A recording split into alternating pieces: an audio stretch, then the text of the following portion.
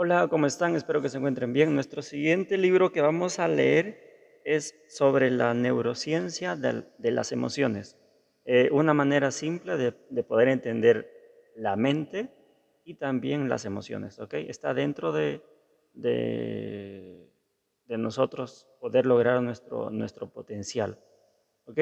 Vamos a iniciar con una pequeña introducción, ¿sí? Una pequeña introducción con respecto eh, a quién va dirigido básicamente este libro, ¿ok? Dice, por ejemplo, a mis hijos, Luca y Emma, grandes maestros emocionales de mi vida, ¿sí? A Lili, mi compañera de caminos, tu amor siempre enaltece mi grandeza. A mis padres, Ariel y Patricia, pilares fundamentales de mi existir. A mis compinches de la infancia, Ana y Pablo, hermanitos de aventuras. A mis amigos y familia, ángeles que siempre estarán para apoyarme y reír conmigo. Vamos a tener una variedad de capítulos y de todas maneras ya vamos a iniciar en este caso con la introducción. Creo que eso es algo muy importante para poder ir captando eh, podría decirse, algunas palabras que logren desarrollarnos como personas. ¿Ok? Tenemos la introducción. Bienvenido a la neurociencia de las emociones. A través de este libro quiero enseñarte, desde mi humilde posición, de manera sencilla, sin meterme en complejas explicaciones y definiciones sobre la neuroanatomía cerebral. Déjeme agrandar un poquito la pantalla porque está un poquito muy... Ok. ¿Cómo funciona este órgano, rey, y las emociones? Eh, con su más, con su más de miles de millones de conexiones neurales, sus estructuras básicas, cómo funcionan entre ellas, lo que sucede en cada etapa de crecimiento, no es lo mismo un cerebro infantil que a un adulto, por ejemplo. Quiero enseñarte cuáles son las hormonas esenciales en las emociones y qué producen, de dónde nacen las emociones, tus miedos, tu intuición, tu decisión, qué ocurre entre un organismo cuando alguna de ellas está presente, porque crees que te gusta más el arte y menos las matemáticas, o al revés. Todas estas inquietudes las iremos descubriendo poco a poco a medida que vayamos adentrando en el libro. Ten paciencia, te pido, que vayas leyendo detenidamente, y si algún concepto te llama la atención, te propongo que lo anotes e investigues. Recuerda que no profundizaremos a nivel médico ciertos temas por su complejidad, y no es el libro y no es el fin del libro tampoco, pero queda en ti, mi querido lector, que puedas ir más allá de las palabras y conceptos que aquí te dejo para que puedas expandir tu conocimiento.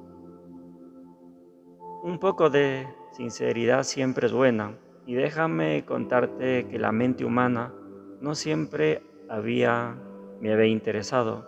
Debes ser sincero, debo ser sincero contigo que estás leyendo esto y y que vas a sumergirte en estas páginas que quedan por delante. Hace algunos años realicé unos talleres vivenciales en donde te introduces completamente en el autoconocimiento. Son talleres donde estás 4 días con un grupo de desconocidos, y al fin del taller pasan a ser tu familia, y prácticamente durante estas vivencias te dedicas, si te, si te comprometes a trabajar en ti, en toda tu vida, en tus creencias, en quién sos, en quién quieres ser, en trabajar de verdad. ¿Por qué? Claro que para llegar a responder todas estas preguntas hay que abrir la puerta de la habitación que nunca quisimos abrir. Esa habitación donde nace residen todas aquellas preguntas del inconsciente, donde están mamá, papá, donde están nuestra infancia, nuestras relaciones, nuestras metas, nuestras caídas más grandes, que quieres escoger y que nuestro cerebro trata de anular para no sentir dolor y evitarlo. Pero una vez que abres esa puerta y decides hacerlo responsablemente de lo que piensas y sientes, empiezas a actuar en la vida de otra manera. Claro está que, como te dije anteriormente, debes comprometerte a realizar el trabajo más importante de tu vida, quizás trabajar en tu interior como si fueses un especialista en sacar basura, un Sherlock Holmes de investigar tu mente. A este camino debo agradecer a mi más profundo amor a una persona que vio algo en mí, algo que podía transformar, que observó una grandeza en mí que yo todavía no visualizaba. Esa personita se llama Sebastián y es un primo de esos que consideras como un hermano. Él fue el que me propició el empujoncito para arrancar este camino. Un camino maravilloso de estudiar, de entender, de seguir trabajando en mí. Claro que nunca se termina esto. Ahí sí que se va querido, gracias. Luego de estos talleres me empecé a interesar el comportamiento humano en la clásica pregunta, ¿por qué hacemos lo que hacemos? Algunos conceptos los tenía claro desde la psicología o de haber realizado los talleres, pero sabía que algo más allá había. Lo que no me percataba era que estaba por adentrarme en un mundo tan gigantesco que nunca dejo de sorprenderme ni maravillarme. En ese momento había nacido en mí Inikawi, un concepto japonés muy hermoso que no tiene una introducción literal, pero podría definirse como lo que hace que la vida valga la pena sin ser vivida, la razón de ser, el motivo que hace que te levantes cada mañana, un propósito en este mundo.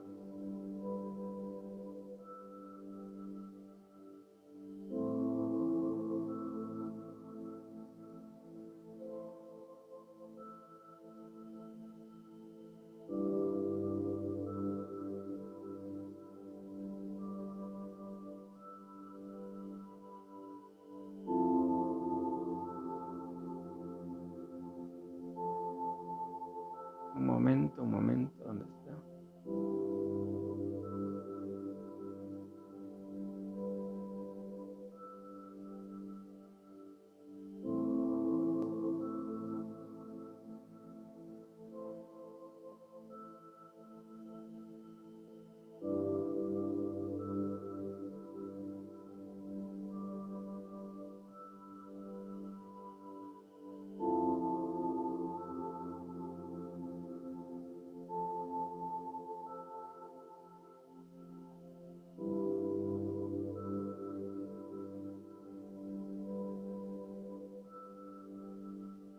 Ok, empecé a sentirme distinto, con otra mirada de la vida y como dicen, lo que nos motivan a encontrar el camino en la vida.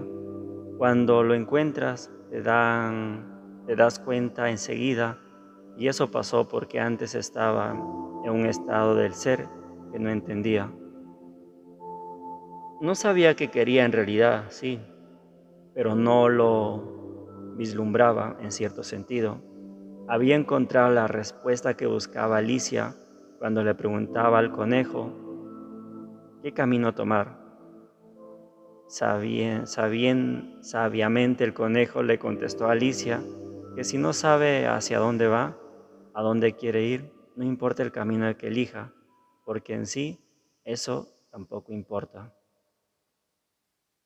Pero a pesar de haber encontrado mi Ikigai en estudiar el comportamiento humano, las emociones y poder brindar a la sociedad estos conocimientos para un mundo mejor, las preguntas seguían. Ya había encontrado el para qué estaba en este mundo, que era para aquello que me apasionaba, pero debía responder todas las inquietudes de mi mente que no dejaba de disparar y que todavía sigue haciéndolo. ¿Qué sucedía con mi mente cuando procesaba una emoción? ¿Era ella capaz de orquestar hasta la más mínima comunicación con cada parte de mi cuerpo para que se sintiera o lo que sentía? ¿Quién era responsable de eso que ocurría? ¿Podía cambiarlo o gestionarlo? ¿Mi cuerpo escuchaba lo que pensaba? ¿Cómo el miedo podía paralizarme tanto? ¿Por qué olvidaba tantas cosas simples algunas veces? ¿Por qué las personas olvidamos la importancia de las relaciones? Todas estas preguntas tienen sus respuestas, no solo en entender el funcionamiento del cerebro, sino es cómo vivimos y pensamos en consecuencia.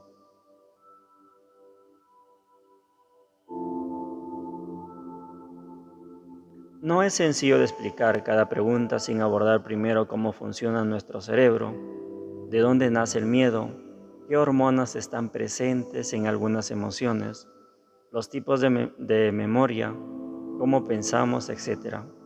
Pero te aseguro que será un viaje sorprendente para descubrir y entender hasta lo que hemos descubierto al día de hoy.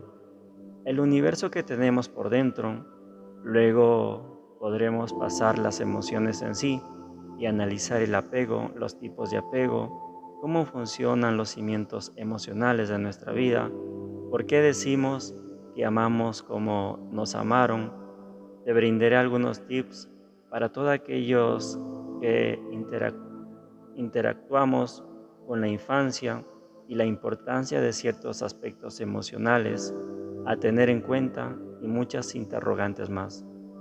Te invito a que busques un lugar cómodo y te permitas entrar en este fascinante mundo de la mente y de las emociones.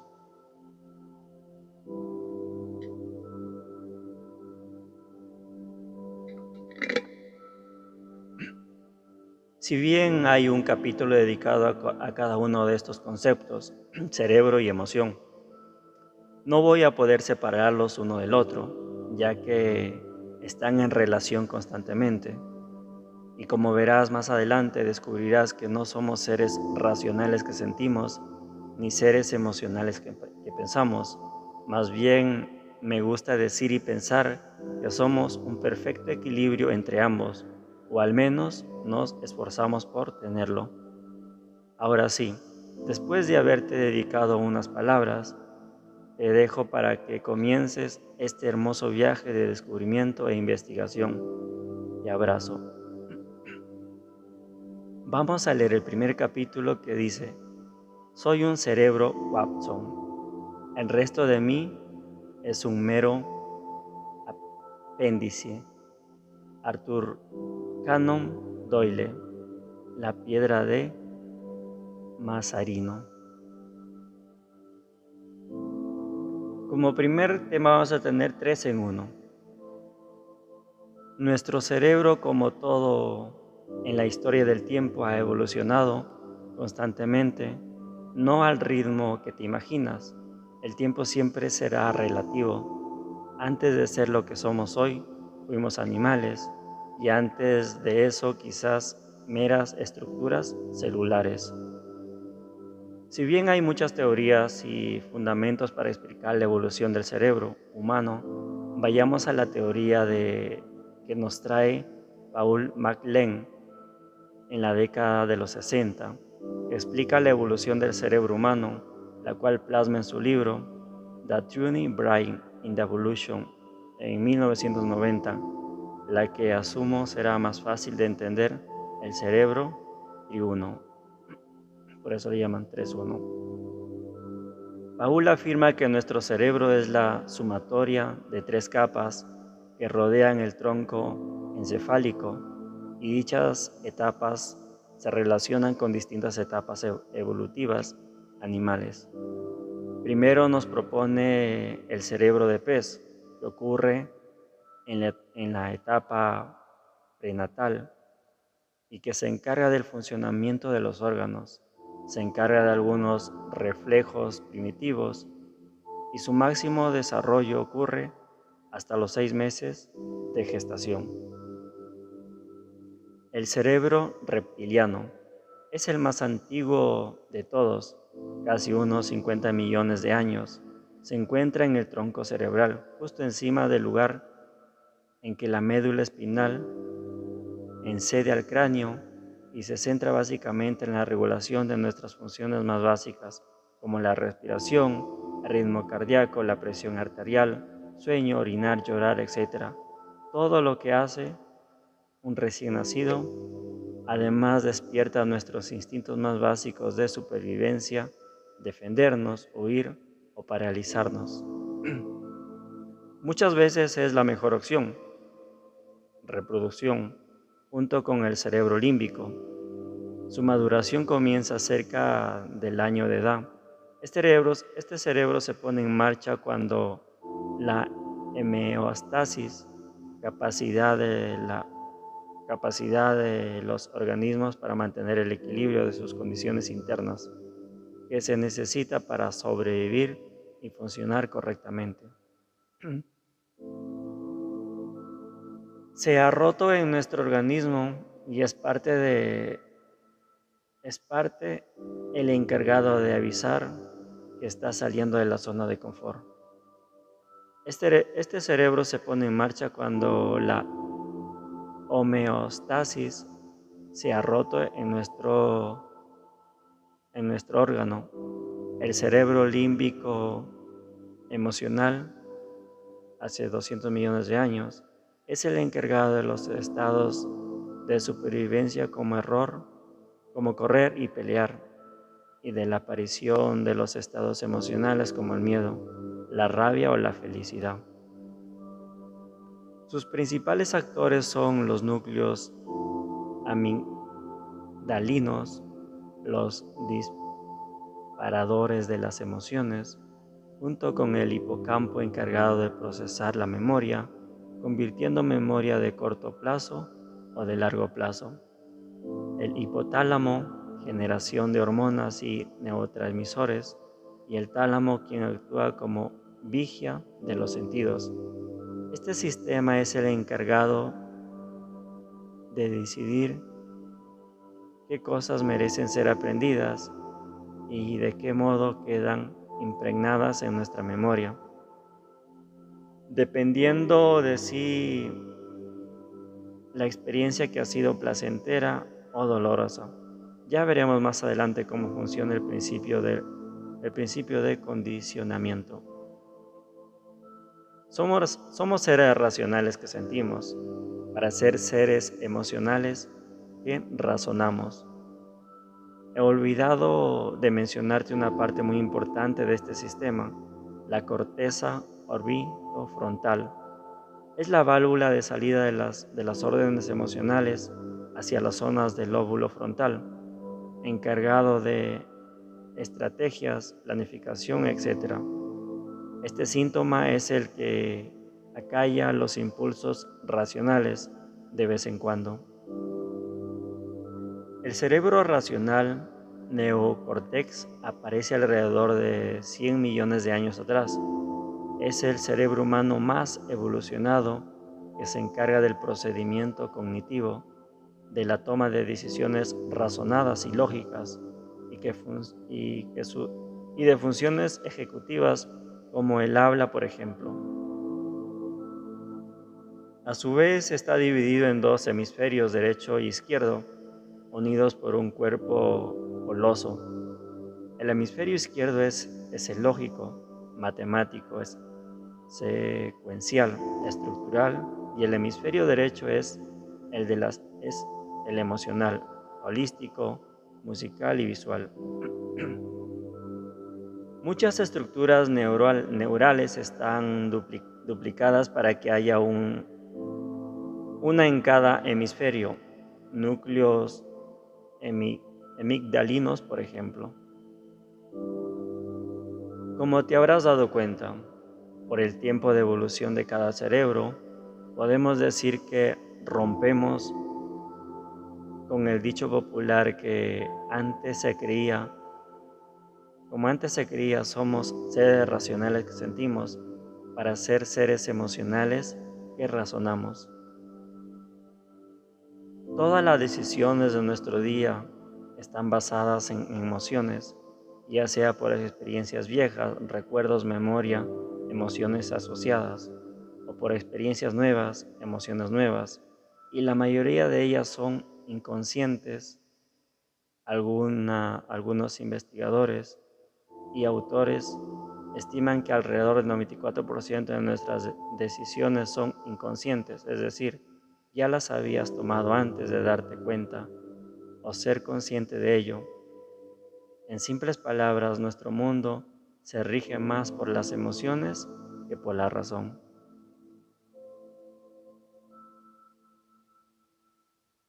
Todas las decisiones de nuestro día a día están basadas en emociones.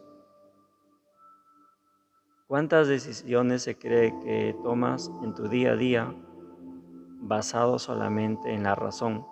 A medida que sigas leyendo lo descubrirás. El libre albedrío es una ilusión. La gente siempre elige el camino de la percepción de mayor placer.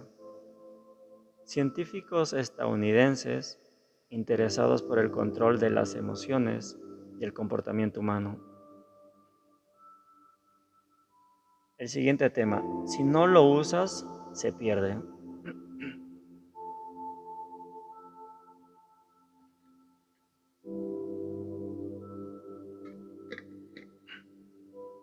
Existe algo en nuestro proceso de crecimiento y evolución como seres humanos, que es la poda neuronal o la poda sináptica. Voy a tratar en este capítulo de explicar lo más sencillo posible estos procesos que son extraordinarios y que entenderlos nos da la posibilidad de comprender cómo funciona la mente y el cuerpo a medida que crecemos. En nuestro cerebro existe una enorme cantidad de redes neuronales que están formadas por millones de neuronas interconectadas que permiten el procesamiento de la información, siempre a cada milésimo segundo y a cada instante. No tienen vacaciones ni descanso.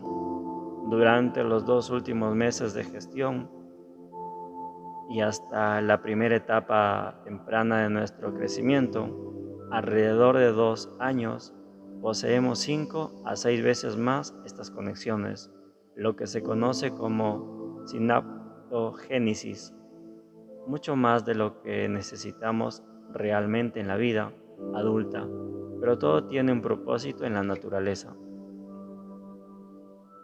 Imagínate que, imagínate que necesita un recién nacido hasta sus 2 o 3 años. Por si has pensado, es pensar, hay todo un mundo nuevo fuera de ese hermoso centro que lo protegió y cuidó durante 9 meses. A menos en algunos casos, empiezan, empiezan los aromas, las caricias, los sonidos, ver, explorar, sentir, escuchar y muchas cosas más. Y todas estas experiencias nuevas para el infante irán generando información que recibirán estas redes sinápticas. Es como un disco duro en blanco, disponible para que ingrese toda la información disponible en el medio inmediato. Para poder adaptarse y luego a través de la consolidación de lo aprendido, formar las redes neuronales. Es como si fuera es como tener un internet en tu casa, ¿no?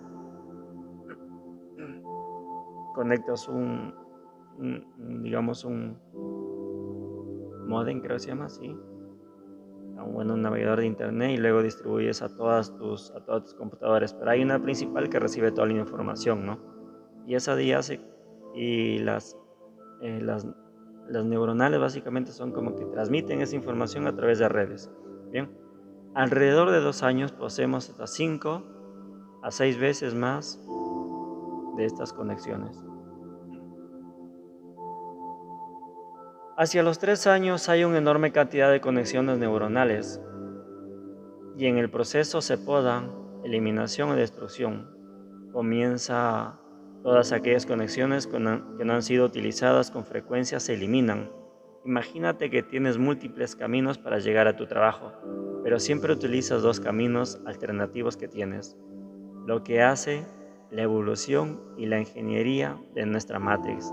Es eliminar los caminos que usaste una vez y no volviste a utilizarlo jamás, por una cuestión de ahorro de energía básicamente y almacenamiento. Ahora bien, esos aprendizajes que quedan, esa conexión sináptica utilizada, se esfuerza y se fortalece con la milinización, lo que hace que la información sea procesada más rápida y eficazmente.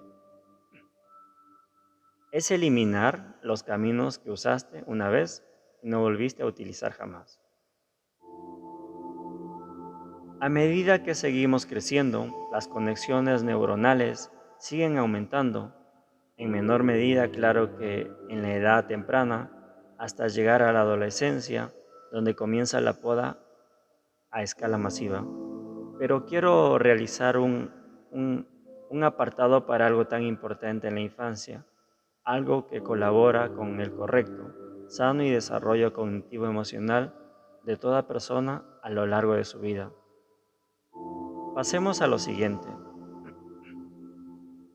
La mielina es una capa aislante que se forma alrededor de los nervios axón, axón dendrita.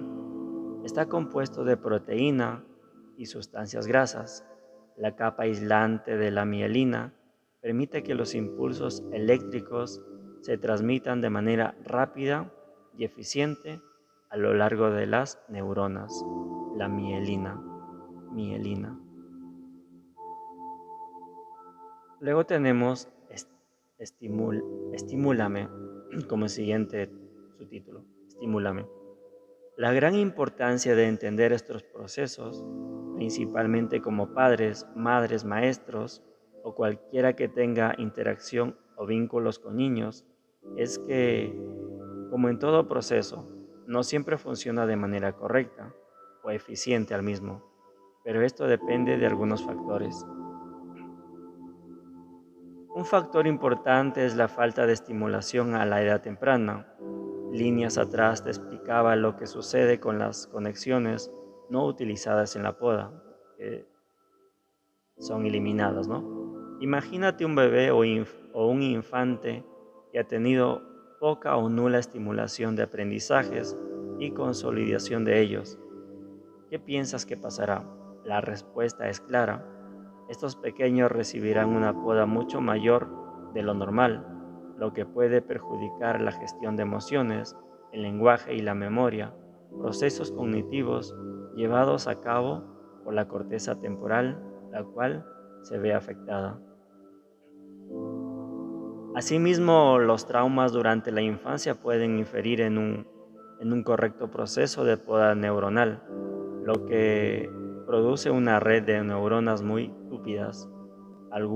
Algunos estudios sugirieron que hay zonas del cerebro que se ven afectadas principalmente, como la corteza singular anterior y la corteza orbitofrontal, encargadas entre otras cosas del control de las emociones y la empatía.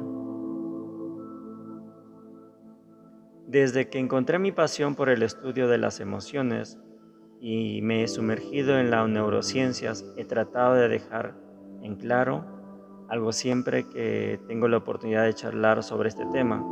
Somos en la vida adulta como nos trataron en la infancia, y esto es fundamental que lo podamos entender, porque dos vías Primero para entender quizás cómo funcionamos y caminamos en este plano. Digo quizás porque no solo la infancia marcha nuestra personalidad, en la adolescencia ocurren grandes cambios también. Y la otra vía es la, la de padres, madres, docentes o cualquier persona que tenga un vínculo con cualquier niño. Estos roles que tenemos nos dan la oportunidad de poder gestionar los aprendizajes en la infancia y poder dar una vuelta de rosca, un dicho popular, para cambiar algo cuando observamos niños con falta de estimulación. Somos en la vida adulta como nos trataron en la infancia. Bueno, nos vamos a quedar hasta ahí, gente. Ya. En el siguiente capítulo ya le estoy mencionando. Pero bueno, por el momento estamos bien con la neurociencia. Cuídense.